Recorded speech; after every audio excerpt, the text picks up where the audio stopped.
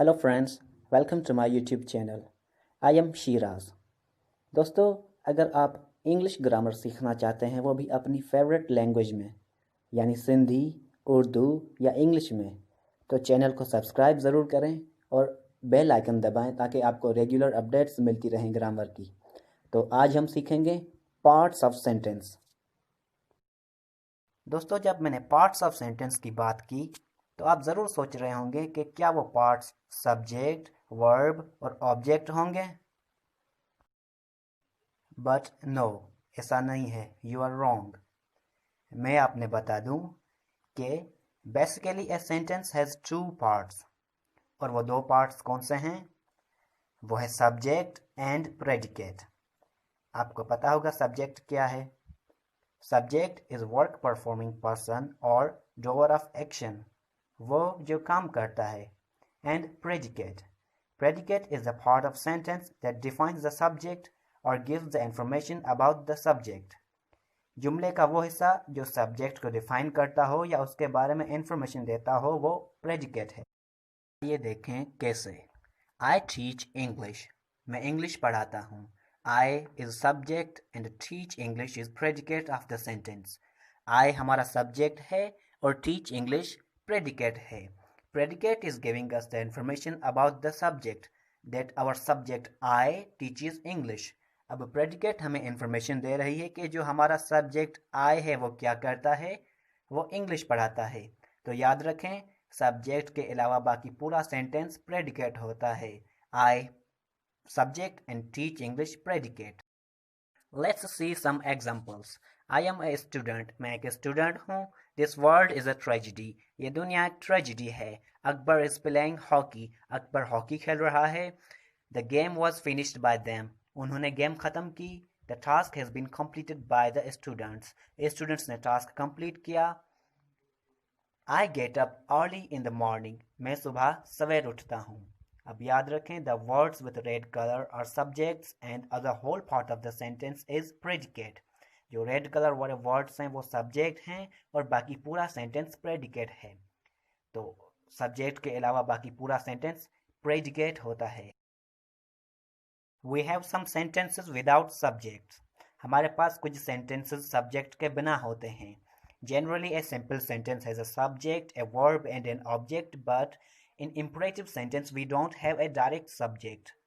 यूं तो एक सिंपल सेंटेंस में सब्जेक्ट, वर्ब और ऑब्जेक्ट होता है, बट इम्परेटिव सेंटेंस में डायरेक्ट सब्जेक्ट नहीं होता हमारे पास। एग्जाम्पल देखें, जैसे गेट अप, उठ जाएं। रेस्पेक्ट द एल्डर्स, बड़ों की इज्जत करें। Keep silence in the class, class में साइलेंस रखें।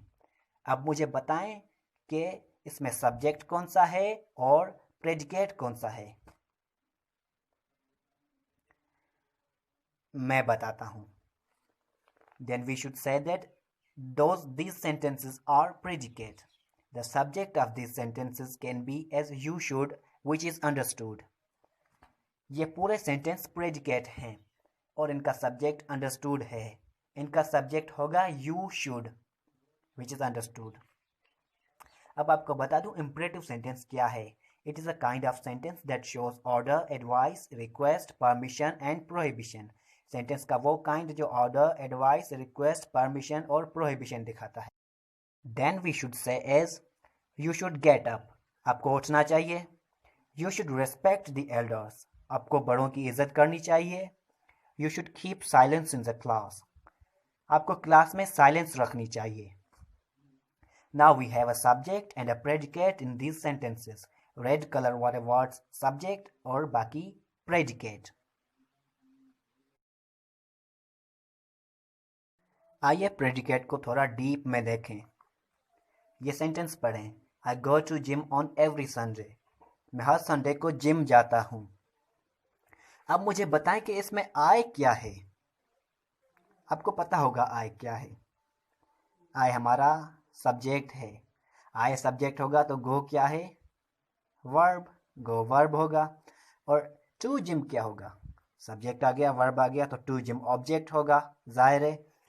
अब मुझे बताएं, सब्जेक्ट भी आ गया, वर्ब भी आ गया और ऑब्जेक्ट भी आ गया।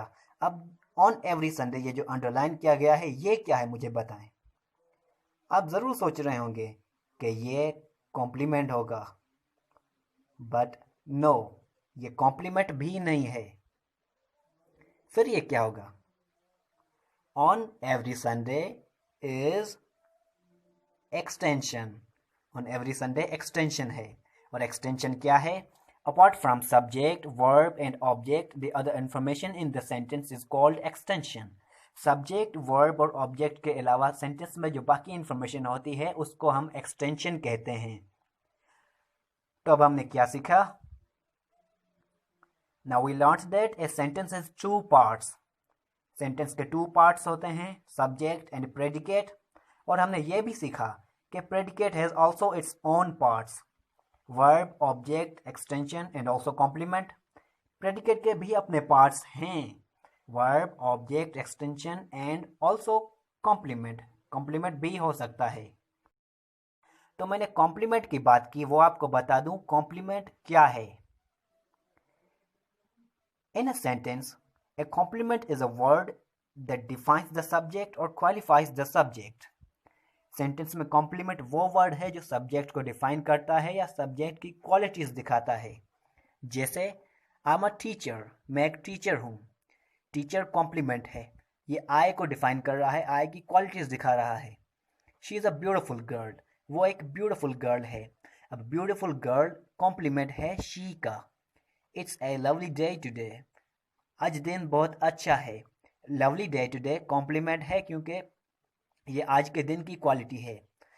आसमा is an engineer, Asma engineer है। इंजीनियर आसमा का कॉम्प्लीमेंट है क्योंकि आसमा की क्वालिटी शो हो रही है कि वो इंजीनियर है। तो रिव्यू देखें, तो हमने क्या सीखा? We learned that a sentence has two parts. हमने सीखा कि सेंटेंस के टू पार्ट्स हैं, और वो कौन से? एक सब्जेक्ट और दूसरा प्रेडिकेट, दूसरा प्रेडिकेट है। हमने ये भी सीखा कि प्रेडिकेट के भी अपने कुछ पार्ट्स थे, और वो कौन से थे? वो थे वर्ब, ऑब्जेक्ट एंड एक्सटेंशन। उसके अलावा और भी थे, वर्ब एंड कॉम्प्लीमेंट। एग्जाम्पल देखें, I go to gym on every Sunday. हर संडे को मैं जिम जाता हूँ। I and go to gym on every Sunday. I हमारा सब्जेक्ट है और गो टू जिम हमारा, ऑन एवरी संडे ये हमारा क्या होगा? प्रेडिकेट होगा। I subject and go to gym on every Sunday, predicate. अब प्रेडिकेट को ज़्यादा एक्सप्लोर करें। गो वर्ब है, ये प्रेडिकेट के पार्ट्स हैं। To gym object, and on every Sunday extension. ये हमने सीखा। प्रैक्टिस करना ना भूलें, अपने सेंटेंसेस बनाएं और खुद से पूछें। अगर कोई क्वेश्चन हुआ तो कमेंट बॉक्स में बेहिजाब पूछें। अगर आपको दोस्तों वीडियो पसंद आया तो लाइक और शेयर ज़रूर करें, और सब्सक्राइब करना तो ना भूलें ताकि आपको रेगुलर अपडेट्स मिलती रहें। Bye for now.